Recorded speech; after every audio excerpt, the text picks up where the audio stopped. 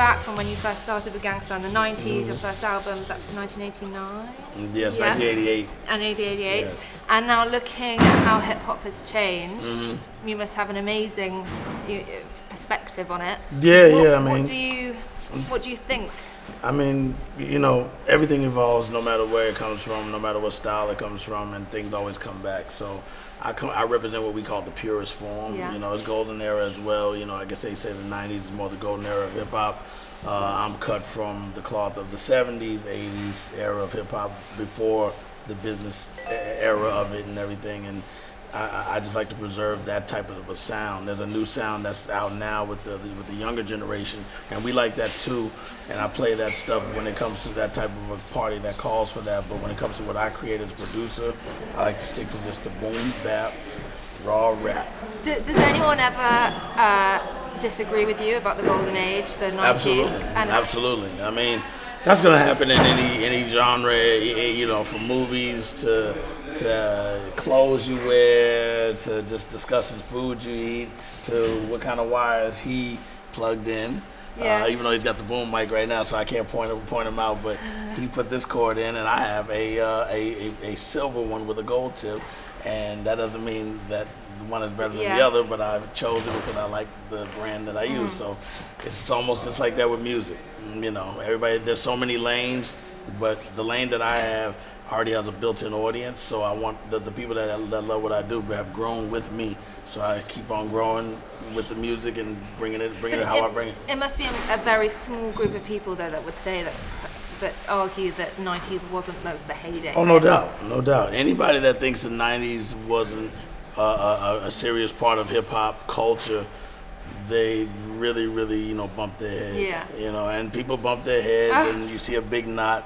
And the only difference is their knot don't go away. And at the end of the day, we're still prevailing at any era, any age, and we love what we do, and we respect the original pioneers that came before us.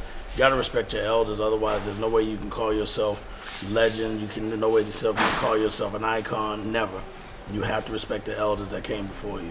Somebody opened the door for you to get in. Somebody opened the door for me to get in. I represent that.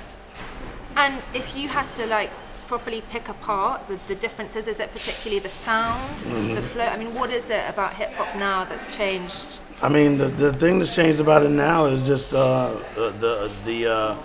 style and approach that I come from. Like I said, my approach is from you know, sampling and sounding more like the artists that made the records we sample. You know what I'm saying? Like the records I grew up on, we didn't have rap when I was a kid. I'm 51 years old.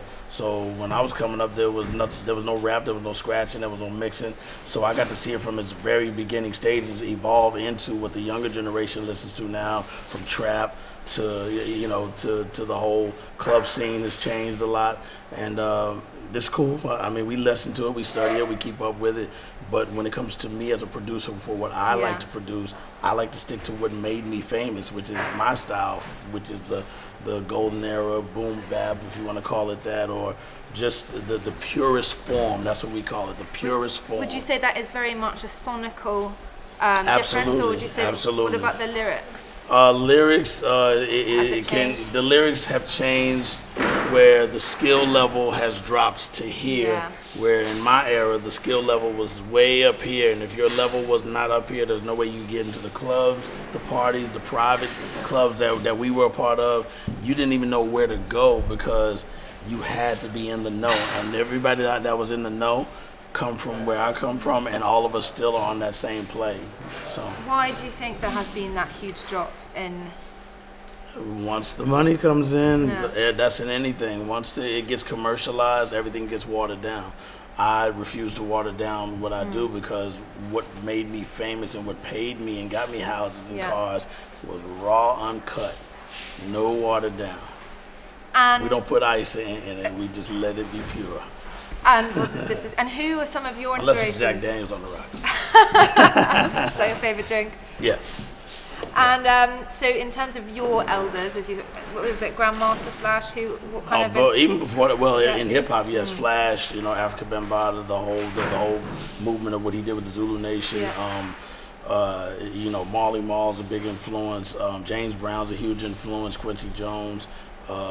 Grand Wizard Theodore, Grand Mixer DST. It's just so many people, Rick Rubin, and on and on and on. You know, from the Run DMC to LL Cool J, they put a platform of showing us how to do it right, and I just refuse to walk away from that sound that just grabbed me in my soul. It has to grab you inside your soul. If it doesn't grab your soul, it's just music playing in your ear. That doesn't mean it's grabbing you by the soul. When it grabs by your soul, you make faces, you move a certain way, you say ooh, and you make your face look different. You're going to look for people's faces at your show tonight. They give it to me every time. I never get the wrong face. Every time I go on and I throw on the first beat, the crowd is like, yeah. That's a good face. Yeah. Okay. You made that face before, I'm sure. Oh, I'm sure I have. I don't want to do it right now, but if you had to like think about some of your fondest memories from the 90s, from when it was all, when you were starting out, is there a particular show, a particular party, a particular, I don't know, moment where you look back and you think, wow, that was one of my hip hop? I mean, man, the first show we ever did, our record was already a hit on the radio before we ever performed together with Gangstar, with me and Guru. And we went to a convention called the New Music Seminar, which was very popular in the 90s era. And when we got on stage, I mean, it was instant. It was Gangstar, Tribe Called Quest. We had never met them. They're doing their first album. Queen Latifah brought Moni Love on to do Ladies First for the first time ever. So we finally got to see Moni Love do her debut of Ladies First, and she destroyed and killed the stage and made everybody go crazy. And Ice-T was the headliner. And it was just packed to the bone, a venue almost this size. And as soon as we dropped the beat, it was on, you know. So to get that reaction, and that's what we dreamed of, and our hopes to be here, still doing this as a career and as a profession. I got to witness that early, which is why I don't take it for granted. I don't jeopardize my sound or my style. There's people buying my stuff, so I still make it for them.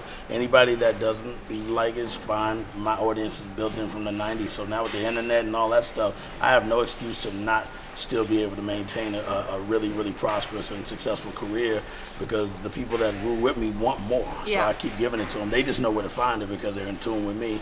I do my own Twitter, I do my own Instagram. I don't have my management team or anybody do it. I do it myself, you know. And I suppose people like to go back to that heyday of hip hop because of this kind of drop of standards. I guess people everything is a reaction to what's coming. Yeah, because as you get older, everything grows old with you. So, you know, I know where I was when I was younger, when I was 19, getting my rap career off the ground. I know where I am at 51, still rocking, doing. Are there any hip hop artists of this generation that you do respect, that do remind you of the earlier days? Absolutely, I love Drake. I love Kendrick Lamar. I love J. Cole. I like I like some of Future stuff. I like some Amigos stuff. You know. And what about Kanye? Because obviously you know Kanye and Kanye's automatic. I mean, we knew Kanye when he was just coming up, just in beat making, not even rapping. I remember we were on tour with Common, Gangstar, Floetry, and Talib Kweli, and Talib Kweli brought Kanye on tour before he started rapping, and he was signed to Rockefeller already, and we were backstage, and one day Kanye told me, hey, Premier, I'm about to start rapping, and I'm gonna make an album, and it's gonna go double platinum, and you're kinda like, well, you haven't even rapped yet, and he said it's gonna go double platinum, it's gonna be called College Dropout. And next thing I said, I hope it sells. I hope it does good. I'll support it.